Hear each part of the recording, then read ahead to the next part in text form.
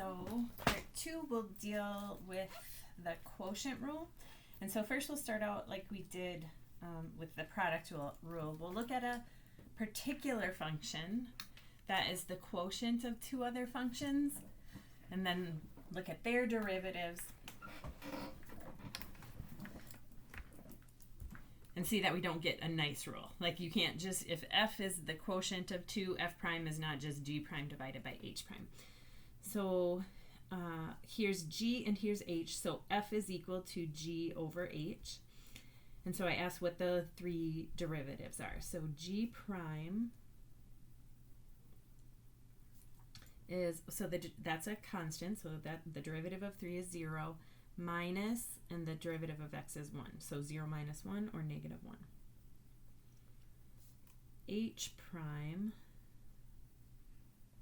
well, here's h of x, and so this is constant multiple and power rule. So the 5 stays there, the 2 comes down. So 5 times 2 is 10 times x to the first, or just 10x. And then since we don't have a quotient rule yet, we have to rewrite it in such a way that we don't have to use a quotient rule. So f of x, I'm going to split it up since we just have one term in the denominator. We can split it up into two fractions. So 3 over 5x squared minus x over 5x squared. And then rewrite each of those terms so that it's not a quotient. So the 3/5, it's fine to have that as a fraction because that's just a constant, right? So 3/5 and then x to the negative 2 minus, and then this x would cancel one of those x's, so I'd have 1 over 5x, so minus 1 over 5, and then instead of leaving the x in the denominator, we would call that x to the negative 1. And then now that's still just the original function, not the derivative. So f prime,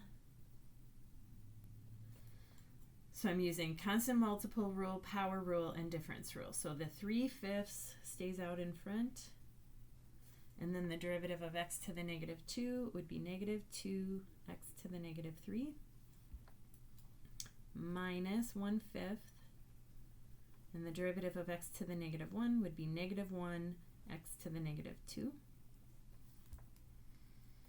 Okay, so 3/5 times negative 2 would be negative 6/5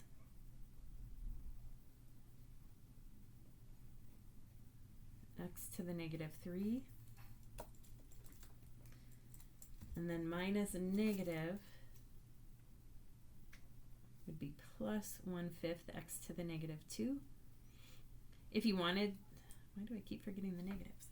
If you wanted, you could put those back in fractional form. Negative 6 over 5x cubed plus 1 over 5x squared. And you can leave it like that, or you can get a common denominator if you want, which would be 5x cubed. And so we'd have negative 6 plus, and this one I just have to multiply top and bottom by x. Okay, so the key here is that even though f is equal to g over h, f prime is clearly not equal to g prime over h prime. Negative 1 over 10x is definitely not equal to the sum of these two fractions, right? So now we're going to develop the actual quotient rule. And just like I did with the product rule, I'm going to call this k of x because k, we're using h, the limit as h goes to 0 in the definition of derivative, so I don't want to have h's in two places. Okay. So this has nothing to do with quotient, just the definition of derivative, f prime is equal to the limit as h goes to 0, f of x plus h minus f of x all over h.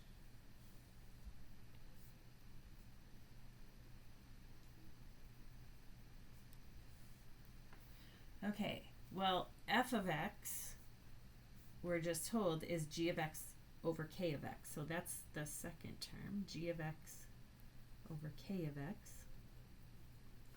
Still have everything over h. Okay, so what's f of x plus h? Well, we're just changing all of the inputs that used to be x to x plus h. So the numerator was g of x. It's now going to be g of x plus h. Over, it used to be k of x. Now it's going to be k of x plus h. Okay, and you could try plugging in h equals 0 right now, and you would get 0 over 0. So we know we have to do some algebra to simplify. I'm going to focus on this part. And I'm subtracting two fractions, so I'm going to get a common denominator, which I just have to multiply those two together.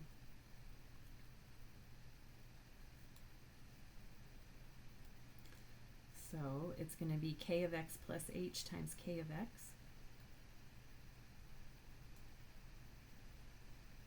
So the g of x plus h is going to have to be multiplied by k of x.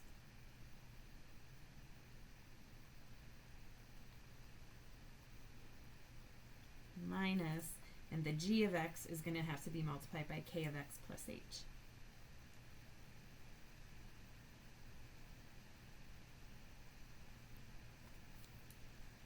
Okay, you're still going to get 0 over 0 if you plug in the target value. Is obviously we're going to have 0 in the denominator, but if I plug in h equals 0, I'd have g of x times k of x minus g of x times k of x. So you're going to get 0 over 0. So we still have to do something more to get this to simplify. One thing I'm going to do is think of this as h over 1. And instead of having a fraction over a fraction, I'm going to invert and multiply. That's one thing.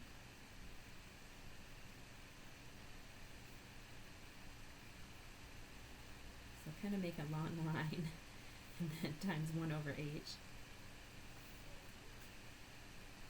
My denominator is going to stay the same from this part, k of x plus h times k of x.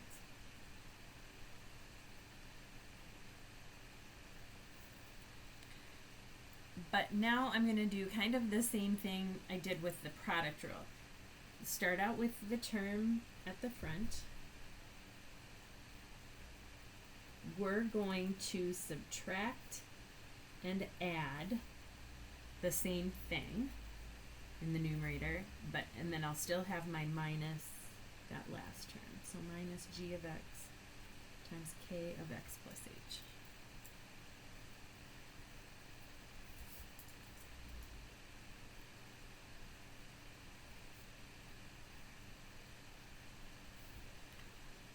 Okay, so now I have to figure out what I'm going to subtract and add so that it makes my work in the following steps easier. And remember, if we have 4 terms, we're going to want to do factoring by grouping, and I have to pick.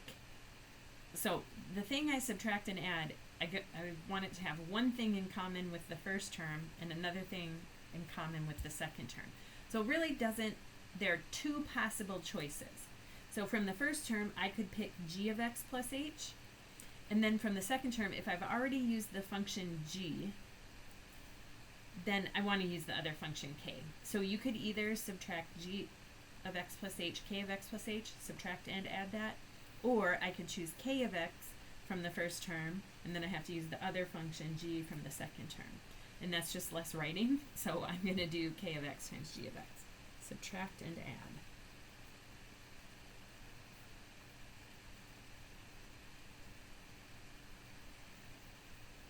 Right? So if I subtract and add the same thing, it's really like I'm adding 0, so I'm not changing the value of the problem. I'm just changing how it looks so I can do a little bit of algebra. And then I want to group. So group the first 2 terms together and the last 2 terms together. And so I've set it up so that I can do factoring by grouping. So the first 2 terms have k of x in common.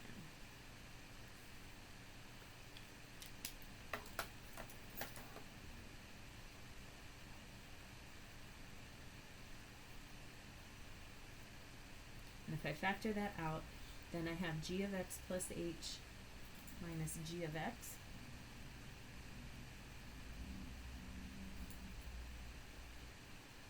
I am going to factor out negative g of x because I really like the x plus h term to be positive. And then that would switch, if I'm factoring out a negative, that would make the k of x negative, and if I'm taking out this negative with it, then I'm just left with the positive k of x plus h. So I'm going to write that one first. So k of x plus h minus k of x.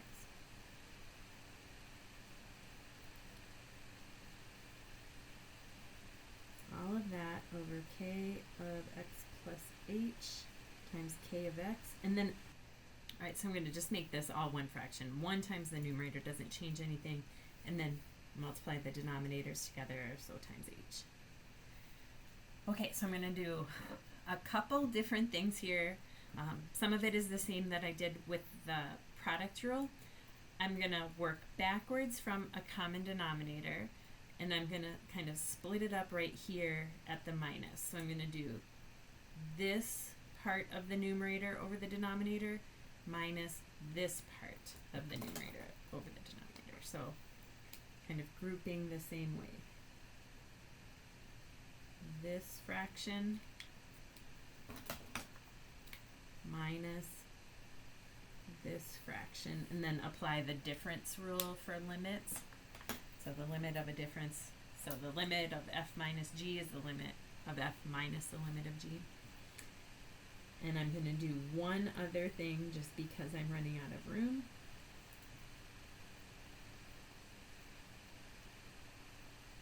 I'm going to separate it to be like the product of two fractions. And so, oops, I don't need that much room for the first one. So I'm going to do the k of x as one numerator. And I'm going to leave it with these two parts of the denominator. The k of x plus h times k of x. And I know we could cancel a k of x, but I'm not going to. It'll be nice to have it there later. And then, actually I'm going to close parentheses, the limit of what's left in that fraction. So I have the g of x plus h minus g of x in the numerator left, and the h left in the denominator.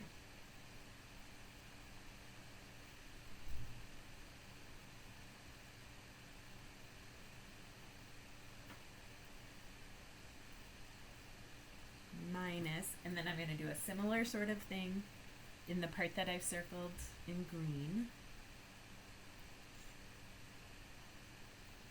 So I'm going to use the g of x as the numerator for one of the fractions, and then the k of x plus h k of x as the first denominator. Times, and then the other, what's left for the second fraction in the product is the k of x minus k of x all over h.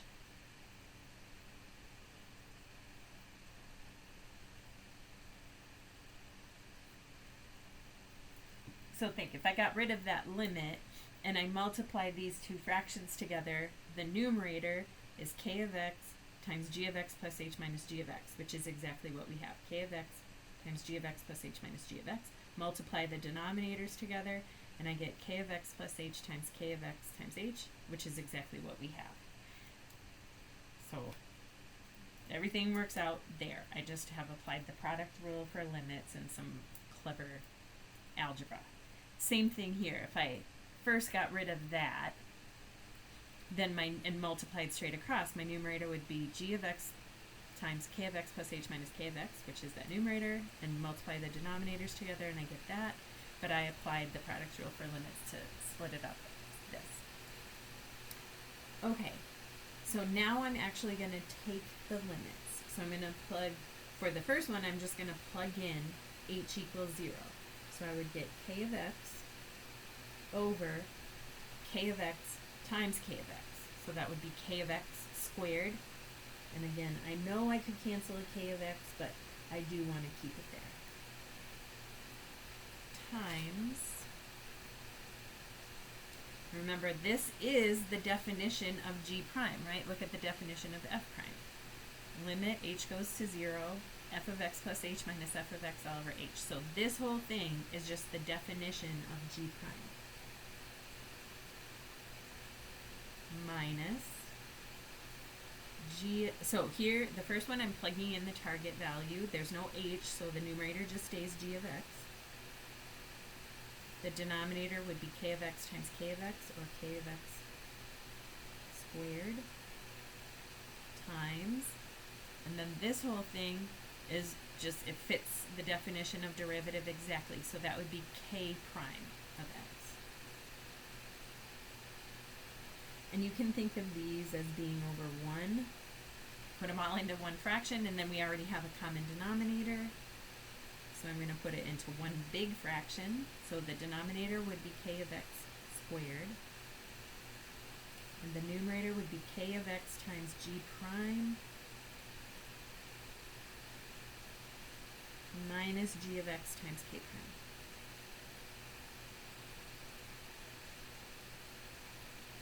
So this is the definition, or this is not the definition. We use the definition to get this rule. This is the derivative of f. So when f is equal to g over k, then f prime is equal to k times g prime minus g times k prime all over k of x squared. And we'll check this with those functions we used on the next page. So check the original problem, or the problem from the previous page. So we had f of x was what, 3 minus x over 5x squared?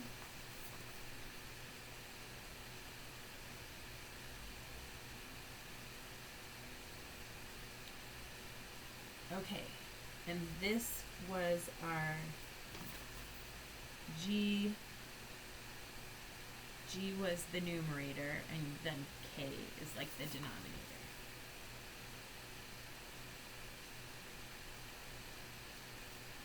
So f prime, so let me go ahead and write the rule again so we can look at it. So it was k of x times g prime of x minus g of x times k prime of x all over k of x squared. That's using function notation. Oops, this is f prime. If we use that uv notation, so if y equals u over v, then y prime is v times u prime minus u times v prime all over v squared. Okay, so let's use this formula right here to check and see if we got the same answer that we did when we found f prime by splitting it up into two fractions. So we're going to actually use the quotient rule. So k of x was 5x squared. G prime is on the previous page. G prime is just negative 1. Minus g of x is 3 minus x. And then k prime, well, we have the h before, is 10x. All over k of x squared, so 5x squared, whole thing squared.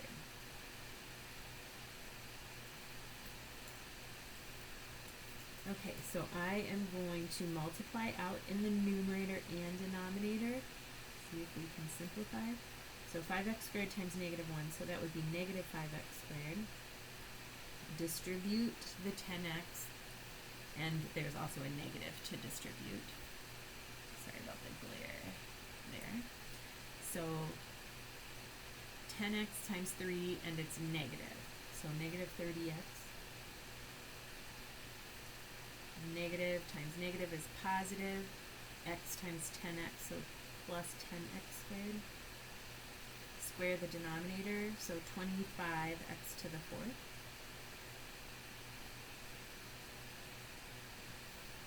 Okay, so we can combine the x squared terms. negative 5x squared plus 10x squared would be positive 5x squared minus 30x all over 25x to the fourth. We'll think in the numerator I could factor out a 5x and be left with x minus 6 all over 25x to the fourth.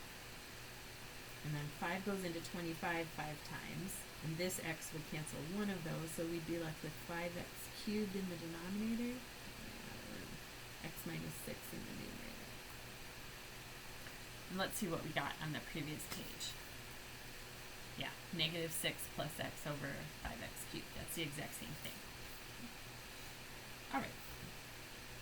So now let's go back and do the problems that require the quotient rule. So problem 6 requires the quotient rule. I'm just going to use this UV notation. So U is the numerator, V is the denominator, and then we need U prime and V prime. And remember, if U is e to the x, the derivative of e to the x is also just e to the x. And V is 1 plus x, so V prime, the derivative of 1 is 0, plus the derivative of x is 1. And so I'm just plugging everything in. Oh, so you know, you need to memorize the product and quotient rules. So one of these, I don't care whether you use the function notation version or this, and I think some books even use N and D for numerator and denominator. I always tell my class, think of like if you're starting work at a big company, you like start at the bottom and work your way up. So that's how I remember what comes first in y prime with the quotient rule. I start at the bottom, right? V is from the bottom. So I start at the bottom and then you have the top. Okay. So memorize the quotient rule and the product rule. You'll need to know those for the exam.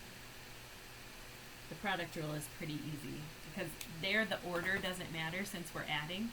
So it doesn't matter if you do first times the derivative of second plus second times the derivative of the first or vice versa because you're adding. 3 plus 7 is the same as 7 plus 3. But subtracting, order matters. So you have to start at the bottom. Okay, so I'm just plugging everything into the quotient rule. So V is 1 plus x. U prime is e to the x. Minus U is e to the x. Times V prime is 1. All over denominator squared. Now, I am never going to make you multiply out in the denominator. You can always leave the denominator factored. I am going to make you simplify in the numerator. So you do have to multiply out combined like terms in the numerator. So I'll distribute the e to the x. So e to the x times 1 is e to the x plus x e to the x minus e to the x times 1 is just e to the x all over 1 plus x squared. So the e to the x's cancel, and we're just left with y prime equals x e to the x over 1 plus x squared. And that's our answer.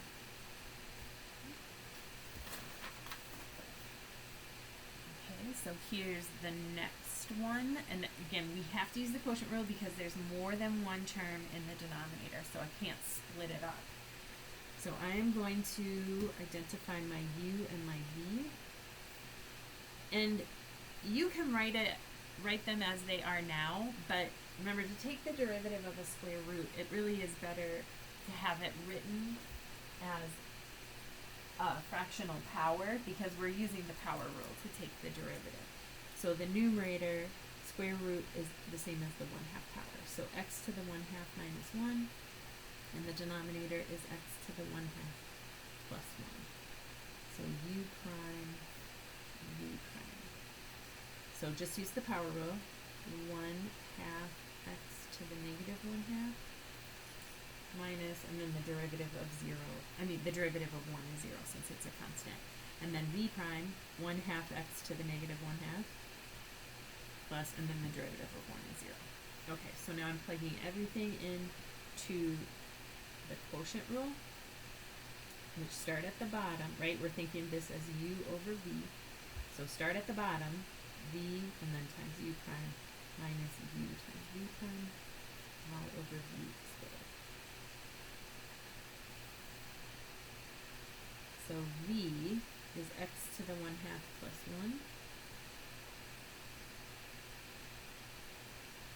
times u prime is 1/2 x to the negative 1/2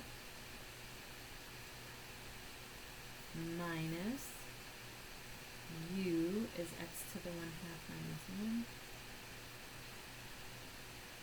times v prime is 1/2 x to the negative 1/2 all over v squared. And I never multiply out in the denominator. I just leave it as parentheses squared. But the numerator, we do have to multiply out and simplify. Okay, so I'm going to distribute this to both terms. Well, the number in front of x to the 1/2 is just 1, so 1 times 1/2 is 1/2. What about x to the 1/2 times x to the negative 1/2? Well, think about what those two things mean. X to the 1/2 means square root of x. X to the negative 1/2 means 1 over x to the 1/2, or 1 over the square root of x. Right? So when we multiply those two together, the square root of x's cancel and we just get 1. Or you could think of, well, I'm adding exponents. 1/2 plus negative 1/2 is 0, and x to the 0 is 1. So it would just be 1/2 times 1. And then 1 times this, so plus 1/2 x to the negative 1/2. Alright, and then I'm doing basically the same thing in the second half of the numerator. I just also have to distribute a negative. So it'd be negative, these two things multiplied together. Well, there's going to be a 1/2 in front, but we have the same powers again. 1/2 and negative 1/2, so they'll just cancel and multiply together to be 1. So just minus 1/2 times 1, and then minus negative, so plus 1 times this, so plus 1/2 x to the negative 1/2 over square root of x plus 1 quantity squared. So in the numerator, the positive 1/2 and the negative 1/2 cancel. These are both positive. 1/2 plus 1/2 is 1. So I just get 1 x to the negative 1/2 over square root of x plus 1 quantity squared. And you can leave it like that. That's fine. Or if you want, you could put this back in the denominator.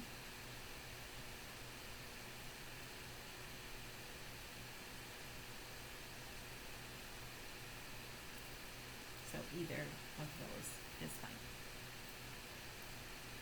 Alright.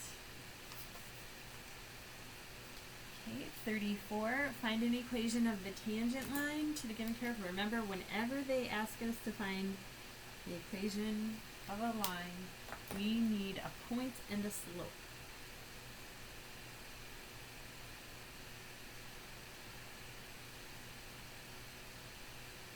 Well, the point is given.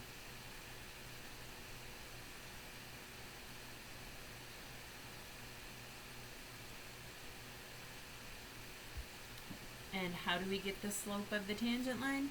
Remember, that is given by the derivative.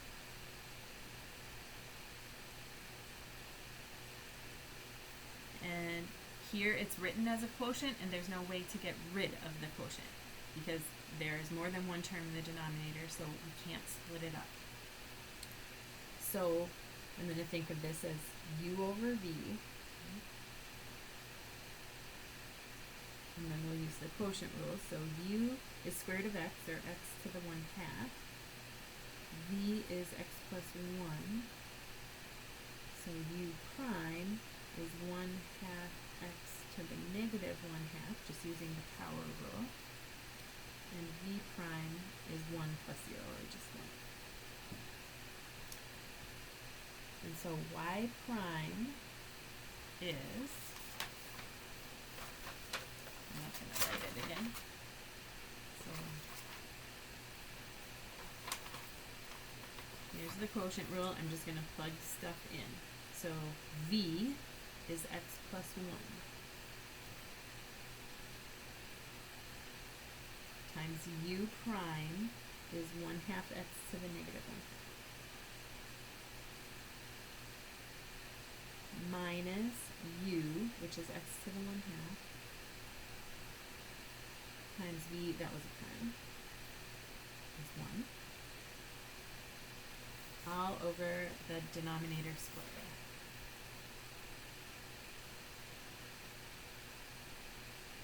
You cannot cancel this x plus 1 with that x plus 1.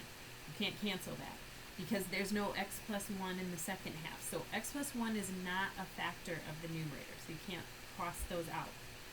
You have to multiply out in the numerator first and see if there are any like terms you can combine. So I'm going to distribute this. The denominator just stays the same, x plus 1 squared.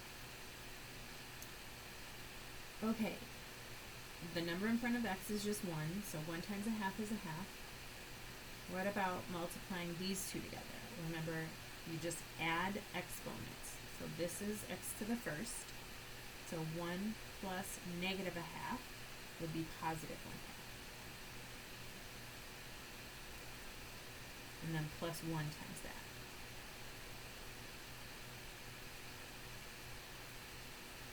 Minus x to the 1/2 times 1 is just x to the 1/2.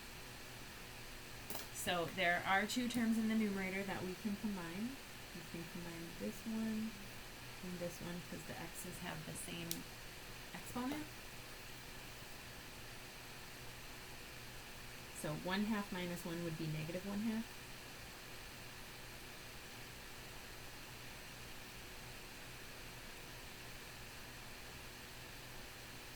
And I think instead of like trying to get this all simplified and looking really nice, I'm just going to plug, remember we're just using this to get a slope.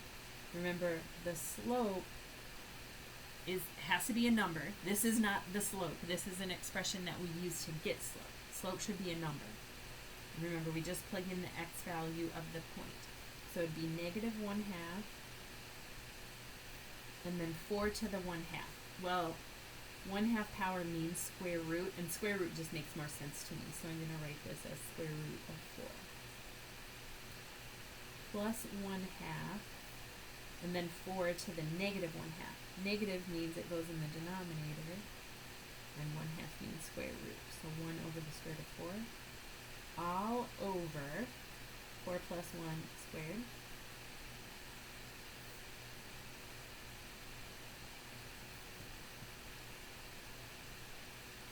This is scratch work for the quotient. Okay, square root of 4 is 2, so that would just cancel with the 2 in the denominator. So we have negative 1 plus, and then square root of 4 is 2, so I'd have 1 over 2 times 2, or 1/4, all over 5 squared, which is 25. Well, negative 1 plus 1/4 is negative 3/4 over 25. This one, I think they are using decimals, so I'm going to use a decimal. So, what if we did negative 3/4 divided by 25? We get negative 0.03.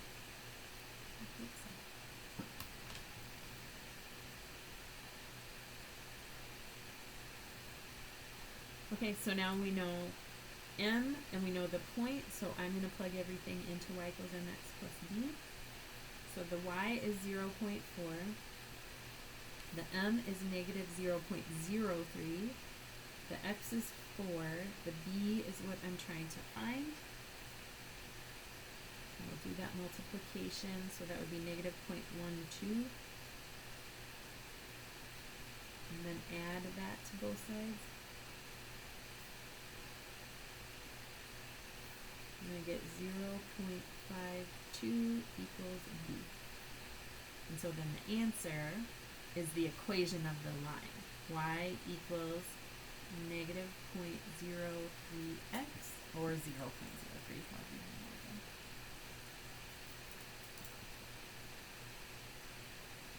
plus 0.52 or plus 0.52.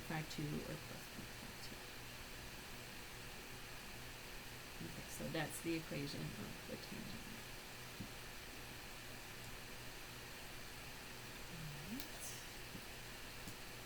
Part B, we're still using this information that we used in the first half of the notes.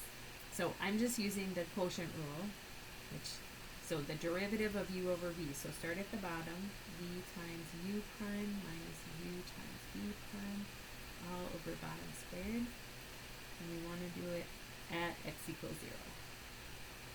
So what do we get? V at 0 is negative 1. U prime at 0 is 3. Minus u at 0 is 5. Times v prime at 0 is 2. All over regular v at 0 and then we'll square it. Regular v at 0 is negative 1 and we square it. And let's simplify that. So negative 3 minus 10, negative 1 squared is positive 1, so we just get negative 13. And that's our answer.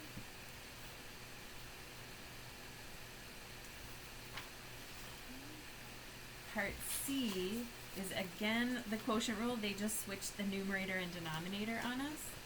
But remember, you just have to start at the bottom. Right? So start at the bottom. U and then v prime minus v times u prime all over bottom squared. And again, we're doing it at x equals 0. So u at 0 is 5.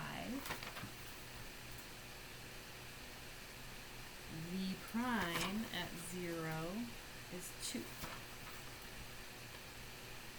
Minus regular v at 0 is negative 1.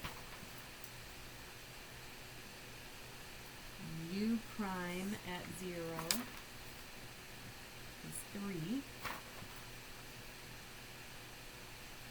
All over regular u at 0 squared. Regular u at 0 is 5, and then we square that. So 5 times 2 is 10, minus negative, so plus 3 over 25, so 13 over 25.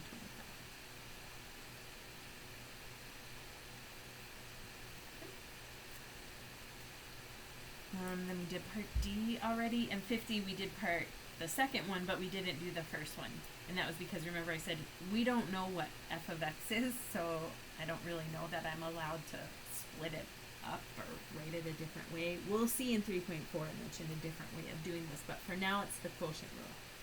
So this is my u, and this is my v. And we're asked to find the derivative, so y prime, and I'm just using the quotient rule, so start at the bottom. So v times u prime minus u times v prime all over v squared. Well, u is x squared, and v is f of x.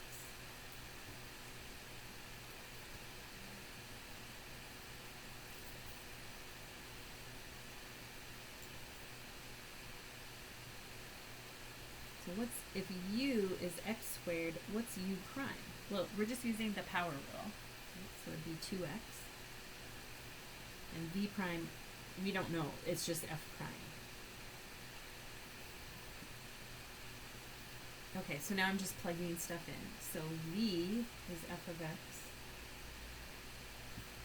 U prime is 2x minus u is x squared. V prime is f prime all over v, which is f of x squared. And there's not a lot we can do to simplify. we have 2x f of x minus x squared f prime of x all over f of x squared. So again, I can't cancel one of the f of x's because there's no f of x in the second term. It would have to be a factor of the numerator. The only thing I could do is, I guess I could factor out an x in the numerator, but it's not going to cancel with anything, so it doesn't really help that much.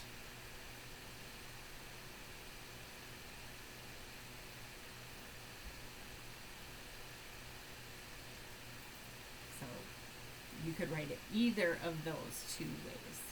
They're both acceptable. Oops, sorry. Okay.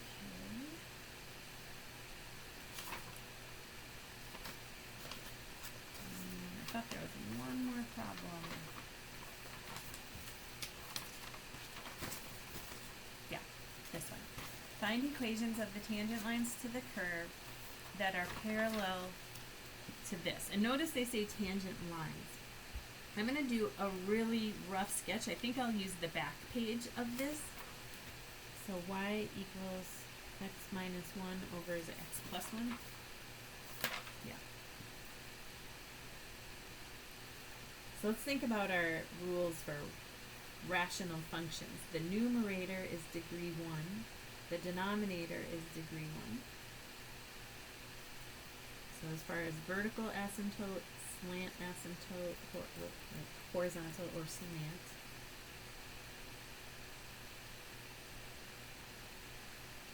and then the intercepts. The vertical, remember, is where the denominator equals 0. So x equals negative 1. That does not make the numerator 0. Horizontal, yeah, if they're the same degree, it's the y equals leading coefficient of the numerator divided by leading coefficient of the denominator. So just y equals 1. There's no slant. That's when the degree of the numerator is 1 more than the degree of the denominator. The x-intercept is where the numerator equals 0. So the x equals 1. The y-intercept, you plug in 0 for x. So negative 1. Okay, so let's plug everything in. So 1, 2, 3, 1, 2, 3, 2, 3, 1, 2, 3. So vertical asymptote at x equals negative 1. Horizontal at y equals 1. No slant. X-intercept is 1. Y-intercept is negative 1. So I can tell in this part of the graph I'm fitting in this bottom corner. And then in the other half I don't have any points, but even that helps me because I can't put it in the bottom corner, otherwise that would add an x-intercept and I don't have one. So it's gotta be in the top corner. Okay, so there's our graph, which you don't really need to do this problem, but I like to visualize it. So we want our tangent lines to be parallel to this line. We'll think about what does parallel mean. Parallel means same slope. So it would help if we could find the slope of this line. Well, that's easy enough to do, just solve for y. So I'd subtract x from both sides. So negative 2y equals negative x plus 2, and then divide everything by negative 2. So I get y equals negative divided by negative is positive. I'm going to write that as 1/2 x plus negative 1. So just minus 1. So what's the slope of that line? It would be 1/2. Which means we want the tangent lines to have slope 1/2. Right?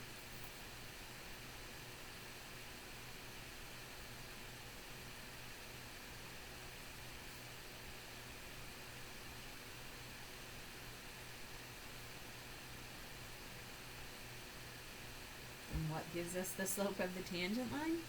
The derivative.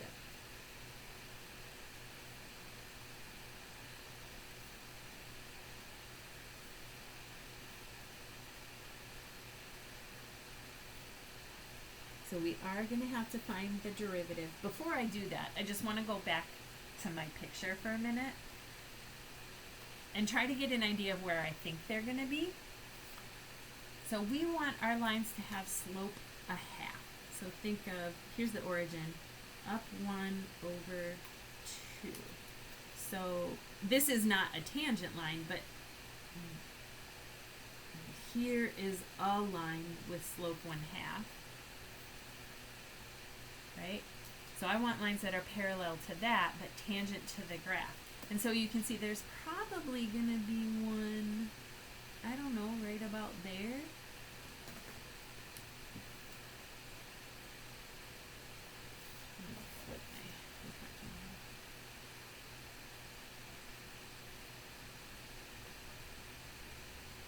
And then if I just keep going, there's also going to be another one on the other part of the graph, right? That's why they say lines.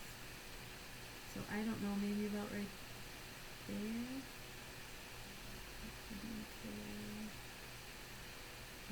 Maybe up a little bit more, but you see there will be another one that hits like right there. So there are going to be two lines with slope 1/2 that are tangent to the curve. Like I said, I don't really need the picture, but if you're a visual person, that may help. Okay, so I just need to take the derivative, so I'm going to think of this as u over v. So my u is x minus 1, my v is x plus 1. So u prime is 1 minus 0, v prime is 1 plus 0. And then the derivative, so quotient rule. We can't get rid of a quotient because we have more than one term in the denominator. So start at the bottom. V. V times u prime minus u times v prime all over v squared. So v is x plus 1. U prime is 1. Minus u is x minus 1. V prime is 1. Over v, which is x plus 1 squared. Okay, again, you cannot cancel an x plus 1. You have to leave the denominator like it is, multiply out in the numerator, and combine like terms. So times 1, you just get what's in front, x plus 1. Minus, and you just ignore this one, you distribute the negative. So minus x plus 1. So the x's cancel, and we get 2 over x plus 1 squared. So there's our derivative, which we use to get the slope. We need the slope to be a half. So we need the derivative to equal 1/2.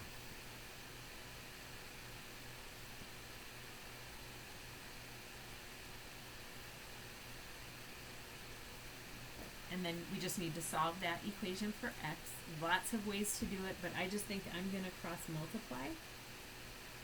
So I have x plus 1 squared times 1, or just x plus 1 squared, equals 2 times 2, or 4. Well, think, if we had w squared equals 4, what does w equal? And a lot of people will say 2. But there's more than one solution, not just 2, right?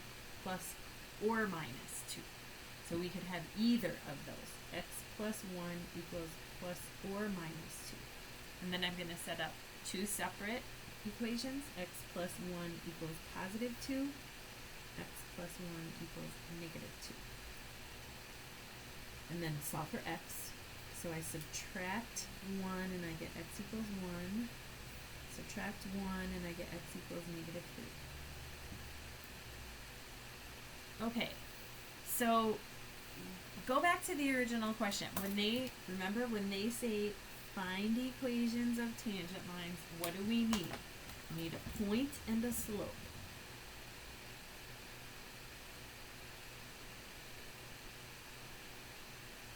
This time, it was kind of different than the other problems we've done because this time we knew the slope. We didn't know the point, right? We knew that the slope is 1/2. We need to find the points. Well, now we know that, and we knew there were going to be two places, right? And now we know the x values of the points. And I'm going to see if those x values seem reasonable based on my graph. So x equals 1. Yeah, that looks like almost perfect for my graph. The 3, if I moved it up, it's close. My graph, I wasn't that careful with it, -3, but it seems okay. Okay, but that's just the x-coordinate of the point. How do I get the y-coordinate of the point? So I know I'm going to have 1 comma something, -3 comma something. How do I get this? What do I do with this x equals 1? Don't plug it into the derivative. Okay? I want a point on the original graph. I want just plain old y. So you plug it into the original function. And if I plug x equals 1 into the original function, I'd get 0 over 2, which is just 0. And if I plug -3 into the original function, what do I get? -3 minus 1 is -4 over -3 plus 1 would be -2. -4 divided by -2 is +2. So those are the 2 points. Let's see that. -3, see my graph was a little bit off. It should be like up here, but I wasn't that careful with it. Okay, so now we know the slope for both of these lines is 1/2. And the first one, the point is 1, 0. And the second line, the slope is 1/2. And the point is -3, 2. So I'm just going to plug everything in to y equals mx plus b for both of them.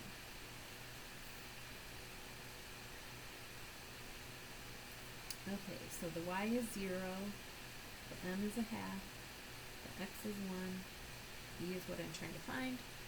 Well, 1/2 times 1, so just subtract 1/2 from both sides. So b equals -1/2. So our first answer is y equals 1/2 x plus, minus 1/2.